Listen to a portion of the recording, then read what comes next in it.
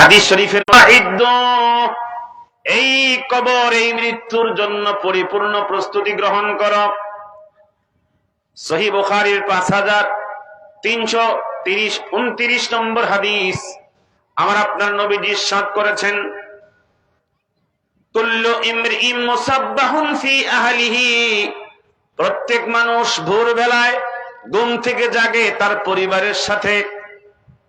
প্রত্যেকটা মানুষ ভোরবেলায় ঘুম থেকে জাগে তার পরিবারের সাথে। ওয়াল মাউতু আদনা মিন শিরাকি নালিহি, কিন্তু মৃত্যু তার এত কাছাকাছি থাকে, জুতার পিতা যেরকম জুতার কাছাকাছি থাকে তার থেকেও বেশি একজন বান্দার মৃত্যু বেশি কাছাকাছি থাকে। আমার নবীজি কি সুন্দর চমৎকার করে বলেছেন, কুল্লু ইমরিইন মুসাব্বাহুন ফি আহলিহি, প্রত্যেকটা মানুষ, পুরুষ হোক আর নারী হোক, ঘুম থেকে জাগে, সকাল বেলায় সময় পার করে তার পরিবারের সাথে, ঘুম থেকে জাগে তার বিছনায়, তার খাটের উপরে, তার ঘরে, তার ফ্যামিলির সাথে। ওয়াল মাউতু আদনা মিন শিরাকি নালিহি, কিন্তু মৃত্যু তার এত কাছাকাছি থাকে, জুতার পিতা যেরকম জুতার নিকটে থাকে তার থেকেও বান্দার মৃত্যু আরো বেশি নিকটে থাকে। শুআবুল ঈমান জগৎ বিখ্যাত হাদিসের কিতাব, 5 লক্ষ হাদিসের হাফেজ ইমাম বাইহাকি তার শুআবুল ঈমানের 9119 নম্বর হাদিসে বিশুদ্ধ সনদে বর্ণনা করেছেন, আমার নবীজি, আপনার নবীজি কত চমৎকার ঘোষণা করেছেন, আমার ইমানদার উম্মতেরা, মৃত্যু নিয়ে ভয় করো না। তুহফাতুল মুমিনি আল মাউত, মৃত্যু হলো ইমানদারের জন্য একটা হাদিয়া। ইমানদারের জন্য কি? কথা বলতে হয় সবাই। ইমানদারের জন্য কি? আমার আপনার নবীজি উম্মতকে শিক্ষা দিয়েছেন, মৃত্যুর জন্য ভয় পেও না, মৃত্যুর জন্য পেরেশান থেকো না। তুহফাতুল মুমিনি আল মাউত, যারা মৃত্যুর জন্য প্রস্তুত থাকে, এই মৃত্যু তার জন্য উপহার। আর যারা মৃত্যুর জন্য প্রস্তুত থাকে না, মৃত্যু তার জন্য বড় বিপর্যয়ের কারণ। হাদিসের ব্যাখ্যা ইমাম মোল্লা আলী কারি, জগৎ বিখ্যাত মুহাদ্দিস ইমাম মোল্লা আলী কারি এই হাদিসের ব্যাখ্যা করেছেন, মৃত্যু ইমানদারের জন্য উপহার। নবীজির কথা, কার কথা? তুহফাতুল মুমিনি আল মাউত, মৃত্যু ইমানদারের জন্য উপহার। এখন আমরা মনে করি মৃত্যু আমার জন্য, আপনার জন্য ভয়ানক বিপদ, কিন্তু আমার আপনার নবীজি বলেছেন মৃত্যু উম্মতের জন্য বড় উপহার। কার উপহার? আল্লাহর উপহার। ইমাম মোল্লা আলী কারি হাদিসের ব্যাখ্যা করেছেন, লিআন্নাহু ওয়াসিলাতুস সাআদাতিল আবাদিয়্যাতি ওয়া যারিআতুল উসুল ইলা মাহদারিল কুদসে ওয়া মাহফালিল ইনসে। ইমাম মোল্লা আলী কারি ব্যাখ্যা করেছেন, মৃত্যু হলো একটা সেতু। মৃত্যু হলো কি? একটা সেতু, একটা ব্রিজ। যখন কোন ইমানদার বান্দা মৃত্যু নামক সেতু পার হয়ে যায়, মৃত্যু নামক ব্রিজ যখন পার হয়ে যায়, সাথে সাথে সে আল্লাহ তাআলার নৈকট্য হাসিল করে ফেলে। এজন্য মৃত্যু হলো ইমানদারের জন্য উপহার। জোরে বলেন সুবহানাল্লাহ। লিআন্নাহু ওয়াসিলাতুস সাআদাতিল আবাদিয়্যাতি, মৃত্যুর মাধ্যমে ইমানদার পরিপূর্ণ সফলতা অর্জন করে। ঠিক কি না? ওয়াসিলাতুস সাআদাতিল আবাদিয়্যাতি, চূড়ান্ত সফলতা অর্জন হয় মৃত্যুর মাধ্যমে। কোন ব্যক্তির জন্য? ইমানদারের জন্য। ওয়া যারিআতুল উসুলে ইলা মাহদারিল কুদসে, আল্লাহর দিদার পাওয়ার জন্য, দিদারে এলাহি পাওয়ার জন্য কোন রকম মাধ্যম নাই, কেবলমাত্র মৃত্যুর মাধ্যমে বান্দার সাথে আল্লাহর মোলাকাত হয়ে যায়। যারিআতুল উসুল ইলা মাহদারিল কুদসে ওয়া মাহফালিল ইনসে, মৃত্যুর যে দরজা, এটা দিয়ে প্রবেশ করার মাধ্যমে ইমানদারের সাথে মোলাকাত হয়। কার সাথে? আল্লাহর সাথে। জোরে বলেন সুবহানাল্লাহ।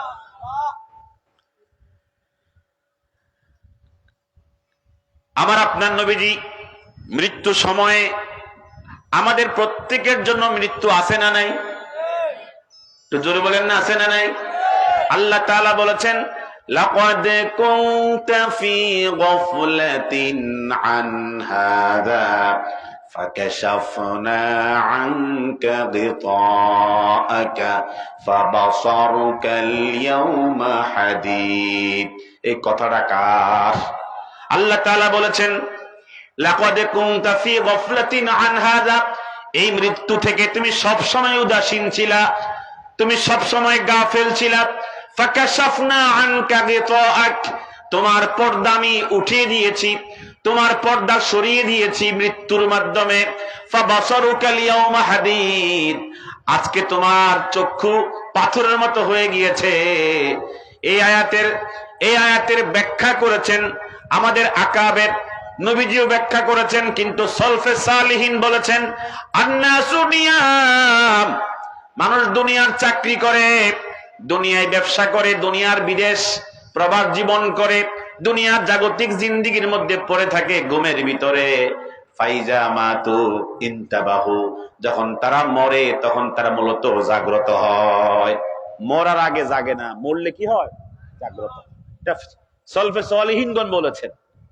ইমাম মুফতি শফি রহমতুল্লাহ আলাইহি তিনি তার মারিফুল কোরআনের মধ্যে বলেছেন নাসু নিয়াম, মানুষ ঘুমের মধ্যে অচেতন থাকে, সংসার করে, খবর নাই পরকালের, কবরের খবর নাই, মৃত্যুর খবর নাই। কথা কোন ঠিক কিনা?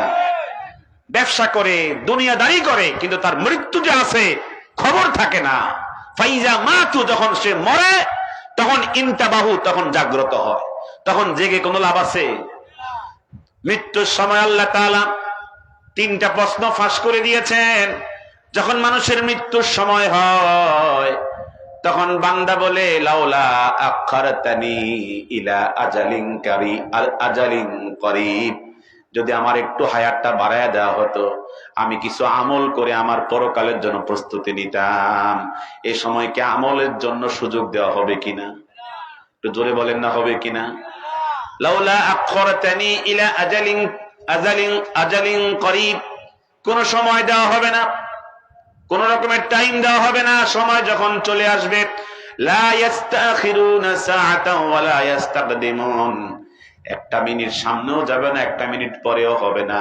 টাইম মতো আমাদের আপনার মৃত্যু হয়ে যাবে। কথা বলেন ঠিক না বেঠিক? সহিহ বুখারীর 6029 নম্বর হাদিস, খুব মনোযোগ দিয়ে শুনেন। আমার আপনার নবীজির স্ত্রী, আমাদের মা হযরত আয়েশা সিদ্দিকা রাদিয়াল্লাহু তাআলা আনহা বলেন ইন্না রাসূলুল্লাহ সাল্লাল্লাহু আলাইহি ওয়াসাল্লাম কানা বাইনা ইয়াদাইহি রাকওয়াতুন আও উলবাতুন ফিহা মা। নবীজির স্ত্রী আমাদের মা বলেন আমার নবীজির ইন্তেকালের সময়, মৃত্যুর সময়, কিসের সময়? মৃত্যুর সময় যারা ভণ্ড বেদাতি, ওরা আমার নবীজির জন্য মৃত্যু শব্দ ব্যবহার করতে চায় না। তারা বলে নবীজি মরে নাই, নবীজি দুনিয়ার থেকে জীবিত অবস্থায় রওজা পাকে আছে। নবীজির শানে মৃত্যু ব্যবহার করে না, মৃত্যু ব্যবহার করলে শানের খেলাফ হয়। অতিভক্তি চোরের লক্ষ্য, অতিভক্তি চোরের লক্ষ্য। আল্লাহ তাআলা আমার নবীর মৃত্যু সম্পর্কে বলেন ইন্নাকা মাইয়িতুন ওয়া ইন্নাহুম মাইয়িতুন, নবীজি আপনিও মৃত্যুবরণ করবেন, তারাও মৃত্যুবরণ করবে। বোঝা যায় আমার নবীর জন্য মৃত্যু ব্যবহার করা যাবে। কথা কোন না, যাবে কিনা? আল্লাহ তাআলা আমার নবীর জন্য বলেছেন আফা ইম্মাতা আও কুতিলা, হে নবী, যদি আপনি মারা যান, তিনি ইন্তিকাল করেন, তিনি মৃত্যুবরণ করেন, অথবা শহীদ হয়ে যান, এই সমস্ত আয়াত থেকে বোঝা যায় নবীজির জন্য মৃত্যু অবধারিত আছে না নাই? কথা কোন আছে না নাই? আল্লাহ তাআলা বলেছেন কুল্লু নাফসিন যায়িকাতুল মাউত, প্রত্যেক মানুষের মৃত্যু আছে না নাই? নবীজি যখন মৃত্যুর সময়, কিসের সময়? নবীজির প্রিয়তমা স্ত্রী আমাদের মা বলেন কানা বাইনা ইয়াদাইহি রাকওয়াতুন আও উলবাতুন ফিহা মা, নবীজির সামনে একটা পানির পেয়ালা ছিল। বলেন না কিসের পেয়ালা ছিল? পানির পেয়ালা ছিল। ফাজআলা ইউদখিলু ইয়াদাইহি ফিল মা, মৃত্যুর কষ্ট থেকে একটু মুক্তির জন্য নবীজি উভয় হাত মোবারক পানির পাত্রের মধ্যে ঢুকায়া দিলেন।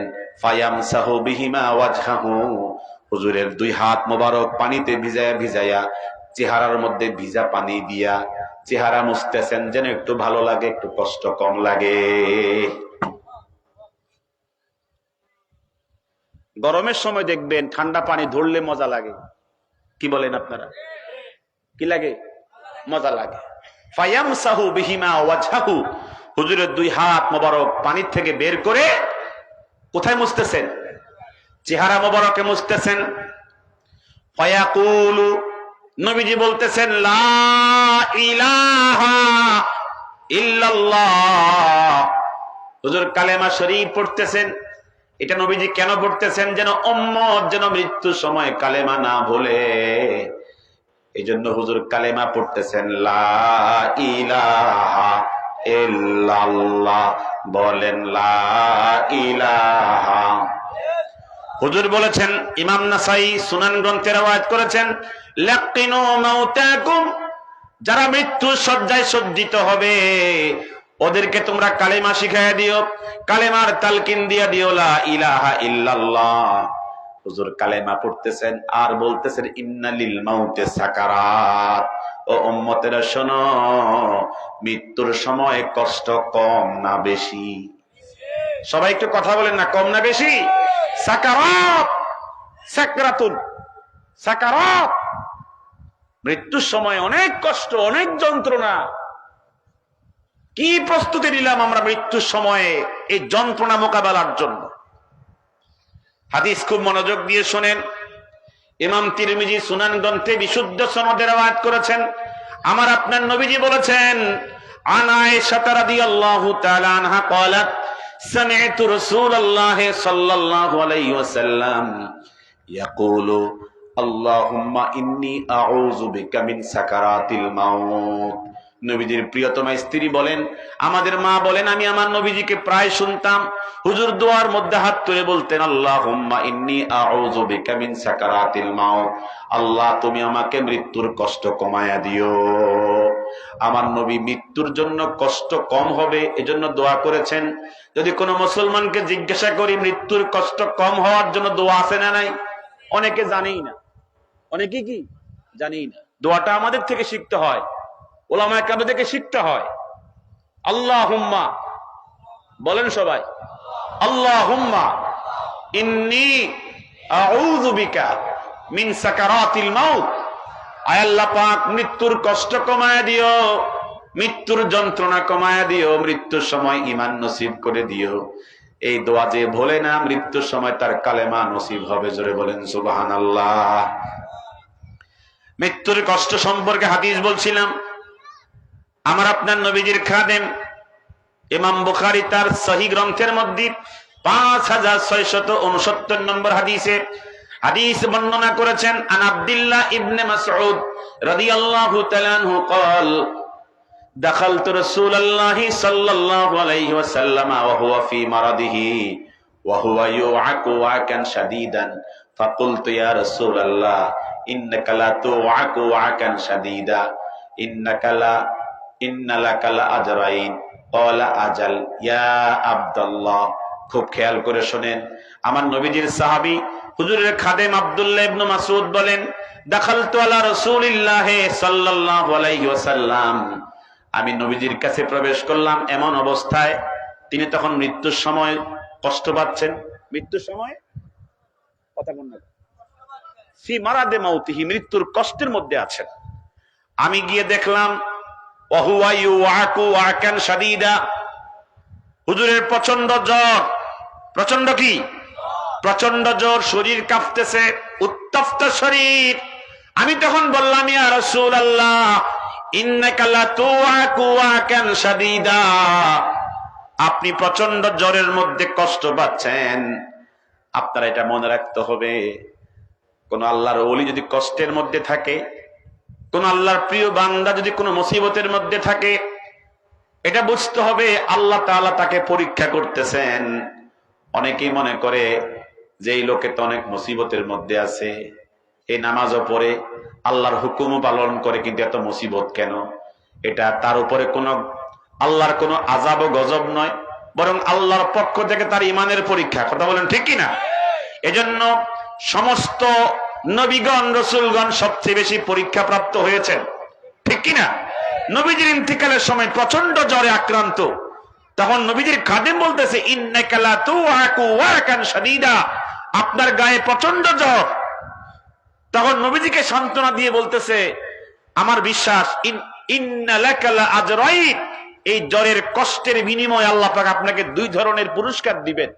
হুজুর তখন জবাব দিচ্ছে, দিবে আজাল, আমাকে দিবে, কিন্তু কষ্ট তো অনেক বেশি, মৃত্যুর যন্ত্রণা অনেক বেশি। মৃত্যুর সময়কালে আমার নবীজির কি অবস্থা ছিল? ইমাম নাসাই তিনি তার সুনান গ্রন্থে রওয়ায়াত করেছেন, আন উবাইদিল্লাহ ইবনে আব্দুল্লাহ ইবনে উতবা রাদিয়াল্লাহু তাআলা আনহুমা قال دخلت على عائشة فقلت لها ألا تحدثيني عن مرض رسول الله صلى الله عليه وسلم। বলেন না সুবহানাল্লাহ। নবীজির সাহাবী উবাইদুল্লাহ ইবনে আব্দুল্লাহ বলেন, দাখালতু আলা আয়েশা, আমি আমার মা নবীজির স্ত্রী আয়েশা সিদ্দিকার কাছে প্রবেশ করলাম। ফাকুলতু লাহা, তাকে বললাম, আলা তুহাদ্দিসিনি আন মারাদি রাসূলিল্লাহ সাল্লাল্লাহু আলাইহি ওয়াসাল্লাম, আপনি কি আমাকে একটু বলে দিবেন না, বর্ণনা করবেন না নবীজির ইন্তেকালের সময় কেমন কষ্ট ছিল, কেমন ব্যথা ছিল? তখন নবীজির স্ত্রী বলেন, ফাকালাত, হুজুর নবীজির স্ত্রী বলেন, লাম্মা সাকুলান নবিয়্যু সাল্লাল্লাহু আলাইহি ওয়াসাল্লাম, হুজুরের যখন মৃত্যুর যন্ত্রণা বেড়ে গেল, মৃত্যুর কষ্ট বেড়ে গেল, ফাকালা, নবীজি বললেন, ইয়া আয়েশা, হে আমার আয়েশা, আসাল্লান নাস, আমার সাহাবায়ে কেরাম কি শান নামাজ পড়েছে? আমার সাহাবায়ে কেরাম কি হুজুরের মৃত্যুর যন্ত্রণায় ভুগতেছেন, আর নবীজি বলতেছেন, আয়েশা, সাহাবায়ে কেরাম কি ঈশার নামাজ পড়েছেন? আয়েশা কি বলতেছে শুনেন। ফাকুলনা, আমরা বললাম, লা ইয়া রাসূলুল্লাহ, না, এখনো ঈশার নামাজ পড়ে নাই। হুম ইয়ান্তাজিরুনাকা, ওরা তো আপনার জন্য অপেক্ষায় বসে আছে। হুজুর তখন বললেন, দুউলি মাআন ফিল মিখদাব, দুউলি মাআন ফিল মিখদাব, ওযুর পাত্রে আমার জন্য পানি রেডি করো। কি রেডি করো? কথা কোন আমার সাথে, কি রেডি করো? পানি রেডি করো। ফাগতাসালা, হুজুর ওযু করলেন।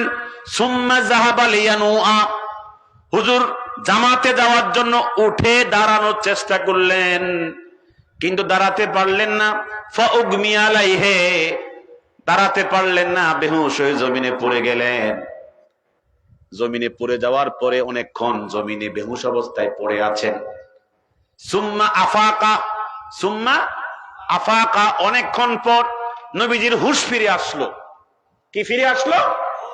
হুশ যখন ফিরে আসলো, হুজুর বলেন, ইয়া আয়েশা, ও স্ত্রী আমার আয়েশা, আসাল্লান নাস, সাহাবীরা কি ঈশার নামাজ পড়েছে? আয়েশা তখন বলে, লা ইয়া রাসূলুল্লাহ, না না না, এখনো পড়ে নাই। হুম ইয়ান্তাজিরুনাকা, আপনার অপেক্ষায় বসে আছে। হুজুর আবার বললেন, দুউলি মাআন ফিল মিখদাব, ওযুর পাত্রে আমার জন্য পানি প্রস্তুত করো, পানি ঢালো। ফাগতাসালা, হুজুর কি করলেন? ওযু করলেন। জোরে কন্যা, কি করলেন? ওযু করলেন, কষ্টের মধ্য দিয়ে ওযু করলেন। সুম্মা যাহাবা লিয়ানুআ, জামাতে যাওয়ার জন্য আবার একটু চেষ্টা করে উঠে দাঁড়ানোর চেষ্টা করলেন, কিন্তু উঠতে পারলেন না, বেহুশ হয়ে আবার পড়ে গেলেন। ফাউগমি আলাইহি, অনেকক্ষণ পড়ে আছেন বেহুশ অবস্থায়, অনেকক্ষণ, 30 মিনিট, আরো বেশি হতে পারে, কমও হতে পারে, লম্বা সময় পড়ে আছেন বেহুশ অবস্থায়। সুম্মা আফাকা, অতঃপর কি হলেন? হুশ ফিরে এলো, হুশ ফিরে পেলেন। এরপর নবীজি বললেন, ইয়া আয়েশা, ও আয়েশা, সাল্লান নাস, সাহাবায়ে কেরাম কি ঈশার নামাজ জামাত করেছে? হুজুরের স্ত্রী বলেন, লা ইয়া রাসূলুল্লাহ, না, পড়ে নাই। হুম ইয়ান্তাজিরুনাকা, আপনার অপেক্ষায় আছে, আপনার। হুজুর তখন বললেন, দুউলি মাআন ফিল মিখদাব, ওযুর পাত্রে পানি রেডি করো। ফাগতাসালা, হুজুর ওযু করলেন। সুম্মা যাহাবা লিয়ানুআ, আবার চেষ্টা করলেন দাঁড়ানোর জন্য। ফাউগমি আলাইহি, বেহুশ হয়ে পড়ে গেলেন। বেহুশ হয়ে পড়ে যাওয়ার পর অনেকক্ষণ বেহুশ অবস্থায় পড়ে আছেন। সুম্মা আফাকা, ধরেন আধা ঘন্টা, কম বেশি হতে পারে। অনেকক্ষণ পরে বেহুশ থেকে হুশ ফিরে ফেলেন। সুম্মা ক্বালা, হুজুর বললেন, ইয়া আয়েশা, আসাল্লান নাস, সাহাবায়ে কেরাম কি ঈশার নামাজ পড়েছে? বলেন না সুবহানাল্লাহ। আবার নবীজির স্ত্রী বললেন, লা ইয়া রাসূলুল্লাহ, না, এখনো পড়ে নাই। হুজুর বললেন, হুম ইয়ান্তাজিরুনাকা, আয়েশা বললেন তারা অপেক্ষায় আছে। হুজুর তখন বললেন, দুউলি মাআন ফিল মিখদাব, হুজুর পাত্রে আমার জন্য পানি প্রস্তুত করো। আমি হাদিসটা বলার উদ্দেশ্য হলো নবীজির মারাজে মাউতের সময়, মৃত্যুর সময়কালেও জামাত ছুটে যাবে। একবার চেষ্টা করেন নাই, দুইবার চেষ্টা করেন নাই, কতবার? জোরে কোনে কতবার? 4 বার চেষ্টা করেছেন, জামাত ছুটে যাচ্ছে। 4 বার চেষ্টা করার পরে নবীজি দাঁড়াতে পারতেছিলেন না, যেতে পারতেছিলেন না। 5ম বার নবীজি বললেন, আমার মনে হয় জামাতে যাওয়া হবে না, আবু বকর তুমি গিয়ে জামাতে নামাজ পড়াইয়া দাও। মৃত্যুর কষ্টের সময় নবীজি জামাত ছাড়েন নাই। আর আমাদের কোনো ওজর নাই, কোনো কাজ নাই, কোনো রকমের ব্যস্ততা নাই। জামাত তো দূরের কথা, নামাজও পড়ে না, উম্মত আছে না নাই? জোরে কোন আছে না নাই? জগৎ বিখ্যাত একজন ইসলামিক স্কলার ছিলেন ডক্টর আব্দুল্লাহ জাহাঙ্গীর রহমাতুল্লাহ আলাই। তার একখানা কিতাব পড়েছি, তিনি লিখেছেন বাংলাদেশে মুসলমানদের ভিতরে 100 জন মুসলমানদের ভিতরে 5 ওয়াক্ত জামাতে নামাজ পড়ে মাত্র 3 জন। নারে তাকবীর, নারে তাকবীর, আহলান সাহলান।